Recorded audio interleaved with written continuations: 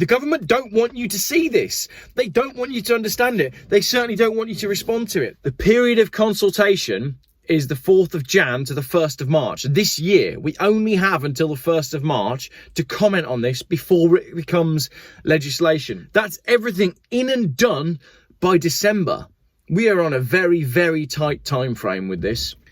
Good afternoon. I am making this video today on the banks of the River Severn, which is flooding as we speak. So if I make this video too long, then I will start to get wet. But it seemed to me to be an appropriate place to film this video because it does seem like the tide is rising. So this morning I had a message drop in my Geoff Buys Cars inbox, and after the ULEZ video I did and the Oxford traffic filter scheme and the Holy Island fishing ban, this did seem like a natural next step. We'll be back on car videos after this. It was raining today anyway, and the Alfa Romeo, predictably for an Alfa Romeo, has thrown an engine warning light. So I was like, I'm not making a film today, Alfa. So the Alfa is sulking, and we'll do this video instead.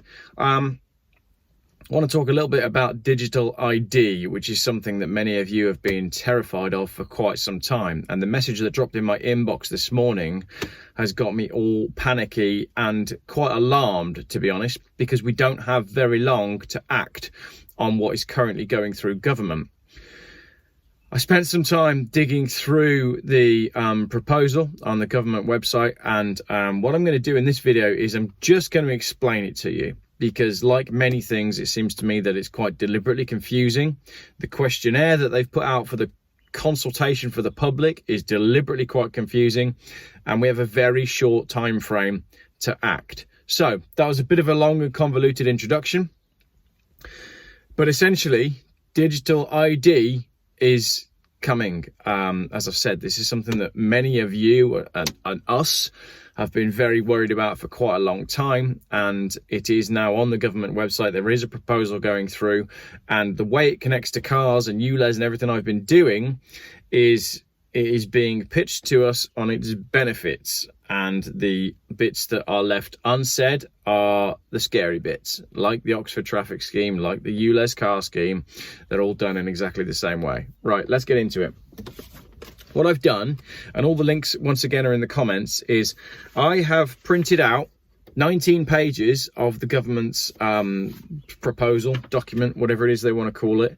It's draft legislation, actually. So I've printed out 19 pages of draft legislation, and I'm going to explain it to you. Was that introduction too long? I'm going to leave it because I just feel like I don't want to edit this too much. This is honest. And if I get emotional on this one, then that's honest too, because this is like, the tide really is rising now. I've run out of ink on my printer, so I've printed it in blue. You can print it in any colour you like. And as I said, genuinely, the river is rising as we speak. So if I spend too long, then I'm going to float down the river, because we've been sold down the river on most things, haven't we? Right. Original source, gov.uk, government consultations. Draft legislation to help more people prove their identity online. / consultation on draft legislation to support identity verification. Many words in there that should start to strike fear into your hearts. Now, the period of consultation is the 4th of Jan to the 1st of March. This year, we only have until the 1st of March to comment on this before it becomes legislation. They're going to publish the results on the 24th of May. The draft laying date for the statutory instrument is July. The enactment of the powers is October. And the data sharing in place is December. That's everything in and done by December. We are on a very, very tight time frame with this. Right, I'm going to read through it and I'm going to put it into normal person speak as I go, because it's taken me all morning to work this out and I don't want you to have to waste that time. Just follow the links in the descriptions to work out what you need to do. I'm going to explain it to you. What we have here is some background to the consultation, a sort of executive summary, then some more details, and then a questionnaire on your thoughts, which I'll get into in a minute because okay. So about the consultation, the organisations affected by this consultation are public authorities in England, Scotland, Wales and Northern Ireland, okay? So it affects everybody. And government departments, arm's length bodies, non-departmental public bodies and other organisations who may consider that they could be affected by the draft regulations. It's everyone, basically. What they're proposing to do is introduce a digital ID with multiple government organisations having access to your basic information. And by your basic information, what they mean is they call them, what do they call them? Just be a bit patient with this video because it's quite a lot to wade through. I'm going to do my very best to explain it to you in as simple terms as I can. But I am going to need your cooperation on being a bit patient because it's double-sided and it's like 19 pages of double-sided. That's what they're expecting you to read and respond to. So I'm going to help you out by making a 15-20 minute video instead. What they're saying is the data that will be processed is your name, date of birth, address, email address, photographic images. Note how that's not restricted to your passport photo. It's images, plural. Various identifiers such as your passport number or driving license number. And then attributes held by government departments necessary for verifying the identity of an individual. That could be anything, couldn't it?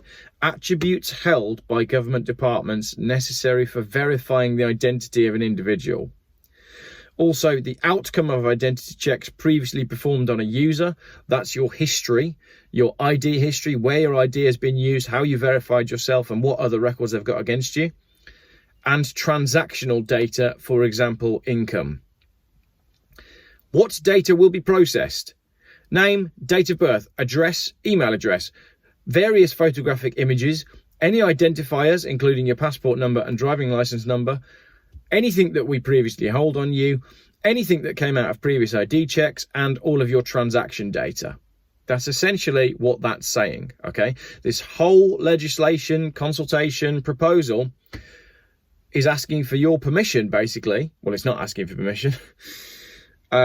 But that's what they want to use. They want to use all that stuff in the following contexts.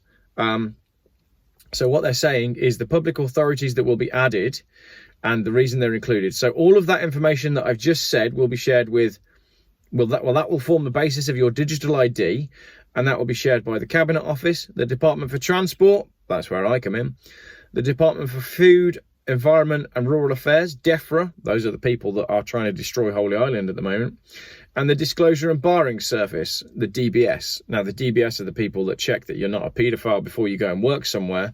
But I've always believed there's got to be better ways to do that because DBSs were never traditionally shared with people anyway, and it just means that bad people can go work in schools. Like, surely the most basic function of the DBS system is to stop that from happening, and it keeps happening. So clearly they're not doing their job, but they want access to all your information anyway, just in case. So, what are we actually saying? We have how to respond. We have provided a list of suggested questions for you to use when responding to the consultation in the questionnaire section. So they've written the questions that they want you to respond to in your response to this consultation. So I'm proposing some legislation, and I'm giving you the questions that I want you to ask me about my legislation, which is crazy in and of itself. But when we get into what the questions are, it gets even more murky. Because the questions are just nuts. They don't help. This whole thing has been built because they don't want you to look at it in any detail. They want you to be confused by it, and they don't really want you to respond.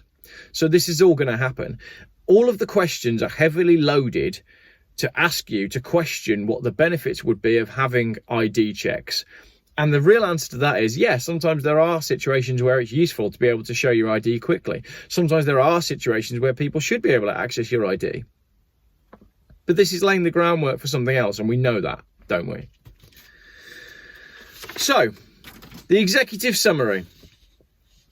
The public service delivery, i.e. the power, in Chapter 1, Part 5 of the Digital Economy Act 2017, so the groundwork for this was laid 5 years ago, allows specified public authorities to share personal information for objectives which are set out in regulations. What does that even mean?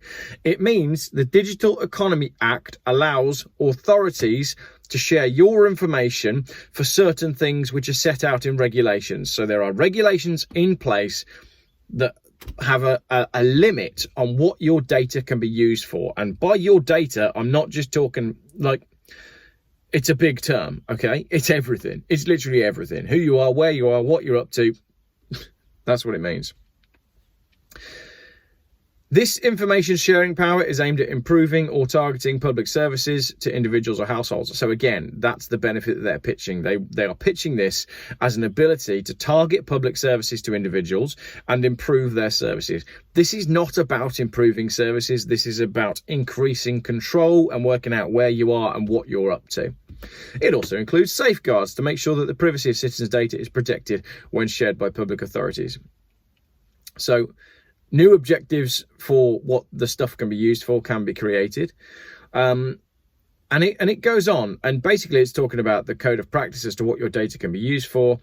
And now the consultation is aimed at the general public. If it was aimed at the general public, surely they would have made it more accessible than this, because this is a nightmare. So that's sort of laying the groundwork with the proposal. Now, we then have a ministerial forward, slightly blue in its printing, because as I said, I've run out of black ink, by Alex Burghardt MP, Parliamentary Secretary for the Cabinet Office. And he basically says, the government's made a commitment to improve the way that data and information is shared and used across the public sector, okay, to deliver better joined up services and exceptional outcomes for our citizens. People often access government services in times of great need, and services must provide the best possible experience for users while maintaining privacy, trust, and building confidence. And it goes on. The proposed legislation will unlock the full benefits of a new government identity verification system. Do you understand what he just said there? Right, there's a van coming down here, but I don't think he's going this way because that's the river. The proposed legislation will also unlock the full benefits of a new government identity verification system. What he's saying is this proposed legislation will unlock the full benefits of the next government identity verification system.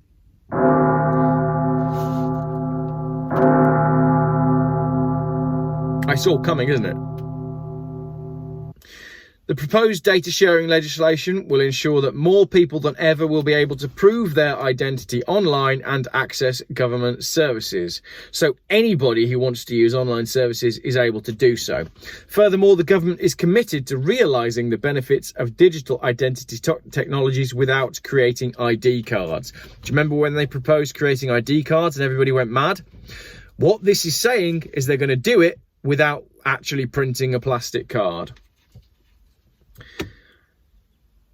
And he concludes by saying, I welcome responses from anyone with an interest or views on identity verification services to respond to this consultation. I find all of this quite terrifying. I really do. Let's try and whiz through it in a way that makes sense. And what I've done, this is my document. This isn't the government document. I've put this into a sensible format, and I'll put a link to it in the comments, because it's easier to read this, which is the same thing but slightly improved by me for readability. I haven't changed any of the text. I've just formatted it better so you can read it. The government don't want you to see this. They don't want you to understand it. They certainly don't want you to respond to it. That's what we can conclude from this. So it goes on. How will the data be shared? Well, it goes into all the details as to how it's going to be shared. And obviously, it's pushing the benefits. They're going to create easy and consistent ways to access your sign-in. They're going to improve the user experience when accessing government services. They're going to improve inclusion by expanding ID services to citizens currently excluded because they do not have conventional ID documents such as a passport. It's going to facilitate simple, faster access to simple... and it's going to reduce identity fraud and misuse. Okay, so they're trying to sell us the benefits. I'm sorry if this video is a little bit all over the place, but it still makes more sense than reading the documentation. Links in the comments. Right. Case studies for so they've produced a case study, right? Mikkel has secured a job at an international airport and has been asked to apply for a basic DBS check, criminal record check. Fair enough, because he requires that to work in restricted zones. Mikkel needs to prove his identity before he can request a DBS check. He begins this process by first creating a gov.uk1 login account using his email address, choosing a secure password and setting up two-factor authentication. Then he enters the details of his driving licence, and then those details can be checked against government records to ensure the details provided by Mikkel match. Then he continues the process of proving his identity by answering some security questions based on government information held against him, such as information about his income. This allows him to prove that he really is Mikkel and prevents someone else pretending to be him, because only he should be able to answer the questions. How many cases are there where someone goes and applies for a job pretending to be somebody else nationally on a yearly basis where this is a problem? How many? And how many people do they want to put on this new digital ID scheme? Well, 67 million. The outcome of these checks are retained by the Identity Verification Service and can be reused, so he doesn't have to perform the same checks in future when accessing other government services. Brackets, we will save all of your information in an online file connected to your ID. Having successfully proven his identity in a few minutes, Mikkel continues to request his DBS check. Having successfully proven his identity in a few minutes, brackets, because all of the stuff that was recorded about him from everything he ever did was already there online. Also, how hard is it to prove your ID? You just show your driving licence, don't you? Another case study. Bukayo is in the process of remortgaging his property. A conveyancer on behalf of his lender has created a mortgage deed for Bukayo and issued it to HM Land Registry, who now makes it available for Bukayo to sign online as part of its digital services. So the land that you own will be connected online as part of the digital services. To do this, Bukayo needs to prove his identity to ensure that it's really him signing the mortgage deed and not anyone else. Really? Bukayo created a gov.uk1 login account last year when he needed to manage his tax information on gov.uk, and this involved passing an identity check, the outcome of which was retained, to save him having to do it again in the future, which also means we saved all of his details, like I just said before. Because Bukayo has already proven his identity, all he needs to do is to sign into his gov.uk1 login account and agree to share his information to sign the mortgage deed service. He continues on to sign the mortgage deed without having to do any additional checks in gov.uk. This section is aiming to ascertain if you perceive...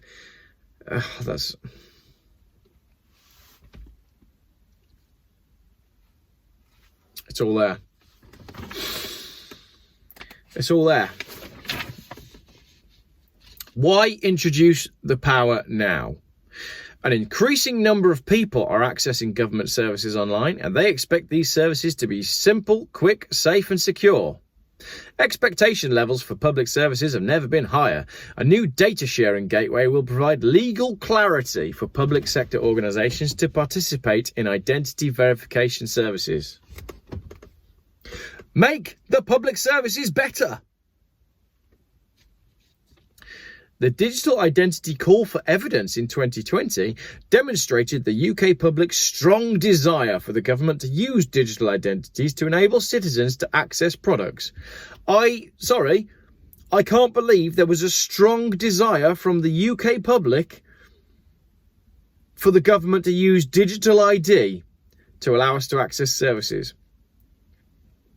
Because once again, the question will have put, would you like it to be easier to access online services? Well, yes, that would be great. And we're thinking what that means is slightly less clicks to get to where we want to get to. But what it actually means is a digital ID tracking your every move online, shared between multiple stakeholders and government departments.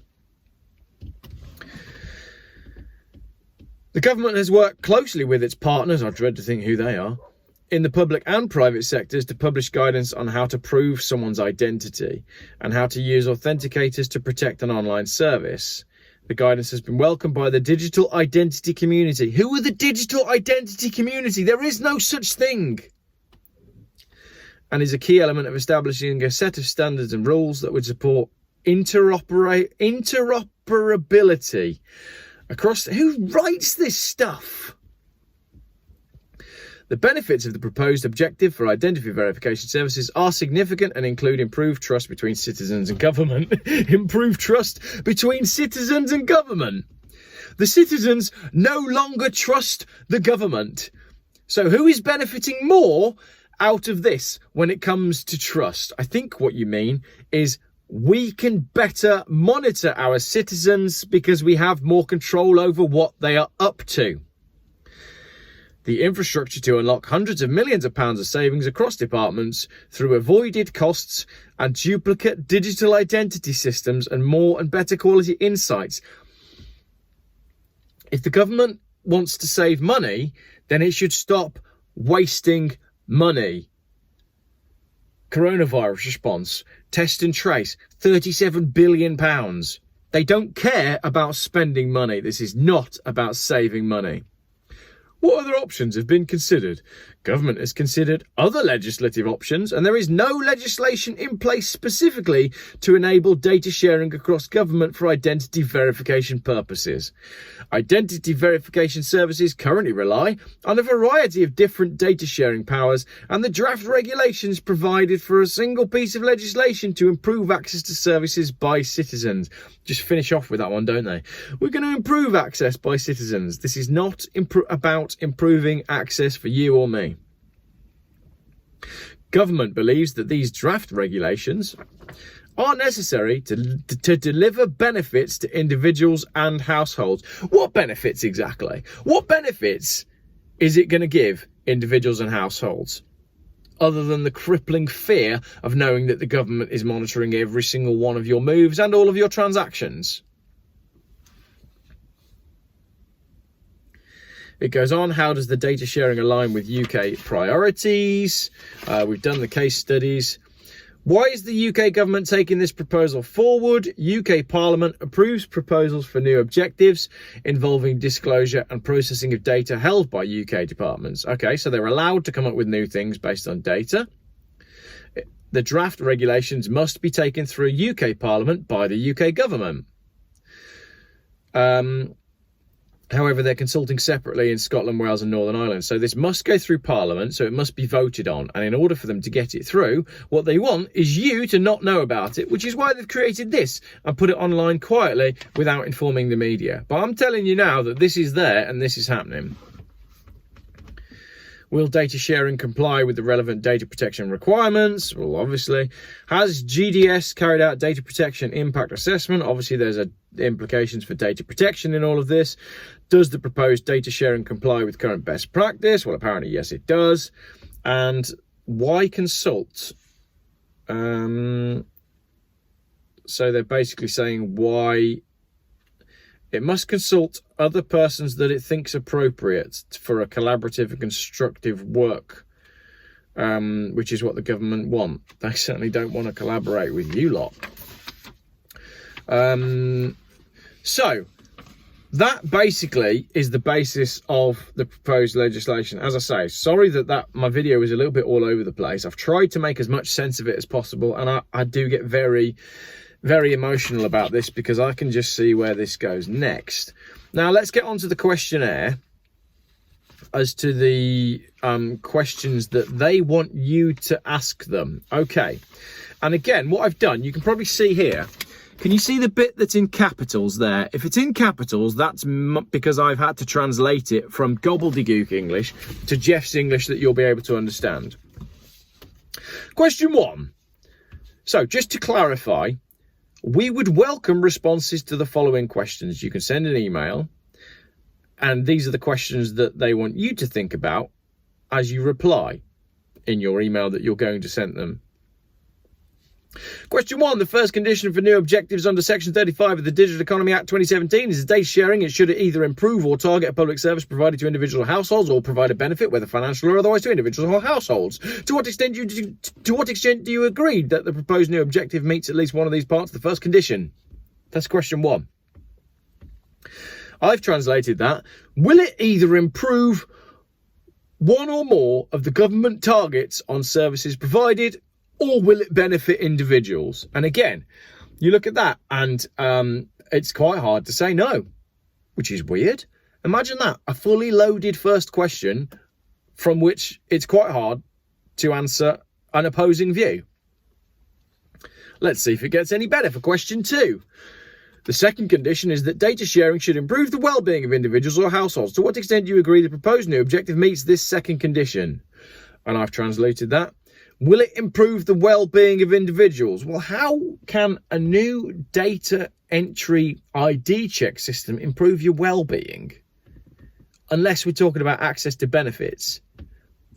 Now, I find it odd that the Tory government, who has notoriously cut benefits year on year on year and has cut virtually everything that does any good for anybody's well-being, is A, concerned about the well-being of individuals, and B, asking if this will improve the well-being of individuals, when we know that we have a government that is not interested in improving the well-being of individuals. That was question 2. Question 3. The third condition is that the data sharing should support the delivery, administration, monitoring or enforcement of a service provided by a particular public authority. To what extent do you agree that the proposed new objective meets this third condition? And I've translated that, will it support monitoring or enforcement of the public authority? And again, very hard to answer no to that. Will a digital ID system that tracks your every move, including your transactions, help to enforce stuff from the government?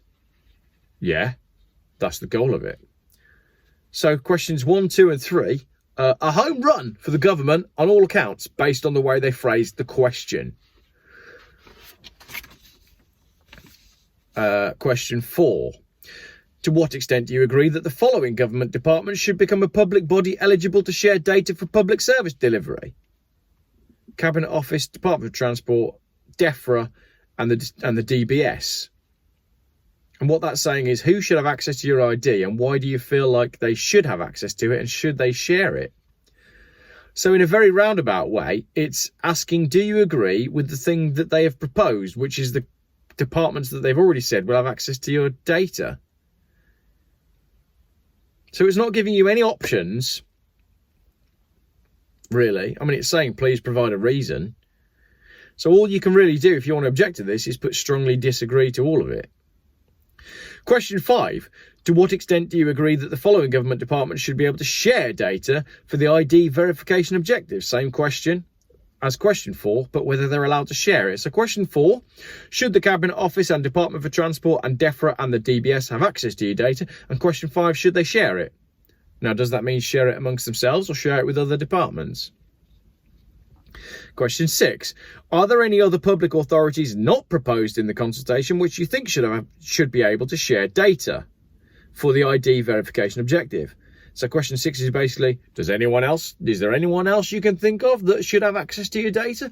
What are we going to write for that?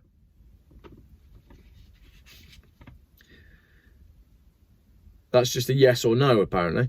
Question 7, to what extent do you agree that the data items known as data attributes, as described under this proposed objective, are consistent with and appropriate for the delivery of the objective? So what that's saying is, we want to introduce legislation to have a new form of digital ID, and in doing that, we want to use your name, birthday, address, email, photos, don't know which ones, passport, driving license, ID history, as in how much you've used your ID and where, your transaction data and your income. And all you can do is agree whether those things are correct or not. You can't suggest or delete. Question 8. To what extent do you consider the proposed sharing of data for the identity verification objective will lead to any individual or household losing any benefit? Again, I've translated that. Who is going to suffer as a result of this legislation? They're coming for me. They've found me. Well, it's going to happen one day, clearly. So who's going to suffer as a result of this new legislation? Will anybody lose any of their benefits because of this legislation coming in? Again, difficult to work it out. Question 9. To what extent do you consider the proposed sharing of data for the identity verification objective will lead to an individual and/or household losing access to a service? So who is going to lose access to services as a result of this? I guess that's asking, like, you know, will it work for blind people? Will it work for disabled people? Will it work for people with mental health problems, like conspiracy theorists that believe that this is a power grab and that this is going to actually lead to the enslavement of mankind? Not sure enslavement is a word. Don't think it particularly matters at this stage. Question 10 of 11. Do you think the proposed sharing of data for the identity verification objective will negatively impact on people who share any of the protected characteristics under the Equality Act of 2010? Age, disability, gender, reassignment, marriage and civil partnership, pregnancy, maternity, race, religion, belief, sex or sexual orientation. And what that actually means is, does this scheme impact everyone equally or more, or some more than others?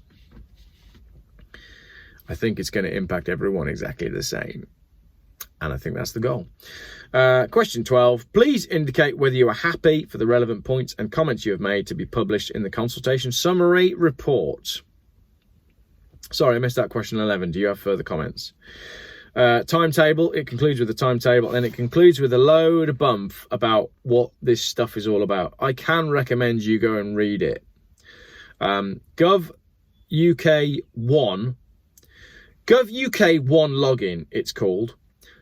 Which will replace gov.uk, basically. And the more I read it, the more concerned I get.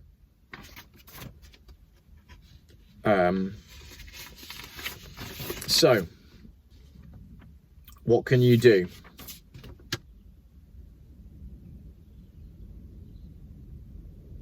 So, hang on a minute. Is the government committed to being open and transparent about data? Okay, yes, right. And then under Annex 4, public authorities who would be able to share data for the purposes of the proposed ID verification service objective. Hang on, this wasn't in the questionnaire. So these are the bodies that are going to have access to your data, including all of your photos, as we discussed earlier on. Home Office, Ministry of Justice, Lord Chancellor, Ministry of Defence, Revenue and Customs, Department for Levelling Up, Housing and Communities, Education, Work and Pensions, Business, Energy, Industrial Strategy, Digital, Culture, Media, Sport, Land Registry. An organisation which provides services to a specified public authority in connection with the specified objective. What? Whoever the heck they are, they've got your photos. A county council in England, a district council in England, London Borough Council, a combined authority established under Section 103 of the Local Democracy, Economic Development and Construction Act 2009.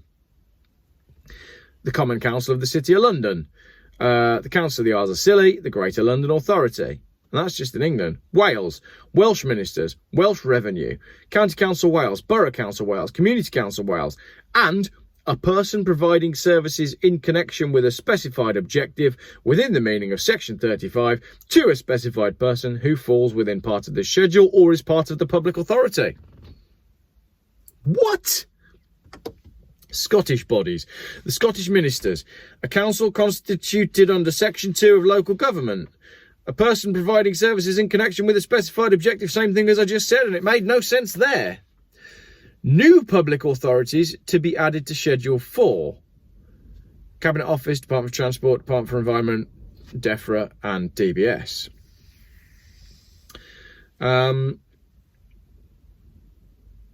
So, what can you do?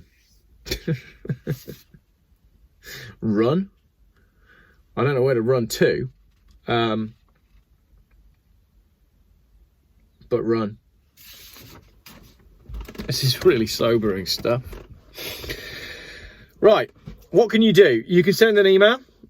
You can fill in the survey. I've just read all of the questions of the survey to you, so you can probably see that I don't really know what help that's going to be. But the main thing you can do is share awareness that this is going on, that this has been published on the government website quietly, that the consultation period is very short, it's 2 months, and that this is going to be in place by December.